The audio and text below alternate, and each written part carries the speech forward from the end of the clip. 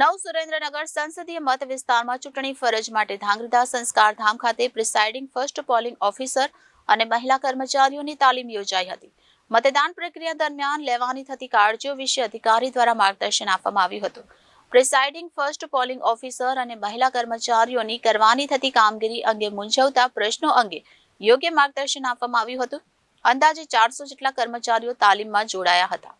મતદાનના દિવસે ફરજ બજાવતા કર્મચારીઓ માટે પોસ્ટલ બેલેટ મતદાન કરી શકે તે માટે મતદાન યોજાયું હતું અને પોસ્ટલ બેલેટ થકી મતદાન કર્યું હતું.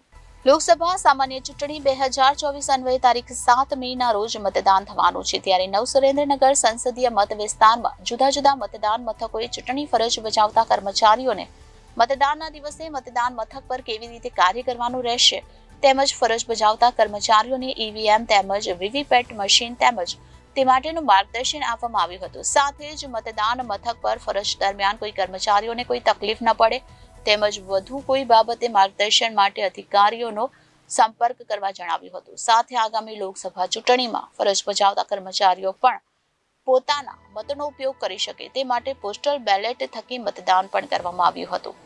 નાયબ ચૂંટણી અધિકારી ધાંગધ્રા, મામલતદાર ધાંગધ્રા તેમજ તાલુકા વિકાસ અધિકારી હાજર રહ્યા હતા. આજરોજ ધાંગધ્રા ખાતે લોકસભાની સામાન્ય ચૂંટણી 2024ને લઈને બીજી ટ્રેનિંગનું આયોજન કરવામાં આવ્યું છે. આજરોજ અહીંયા 290 જેટલા લોકો પોતાના પોસ્ટલ બેલેટથી વોટ કાસ્ટ કરશે એમના માટે ફેસિલિટી સેન્ટર ઊભું કરવામાં આવ્યું છે. વધુમાં કે 1000 લોકો જેમાં presiding officer, first polling, second polling અને મહિલાઓનો સમાવેશ થાય છે તે લોકો માટે પણ તાલીમનું આયોજન કરવામાં આવેલ છે.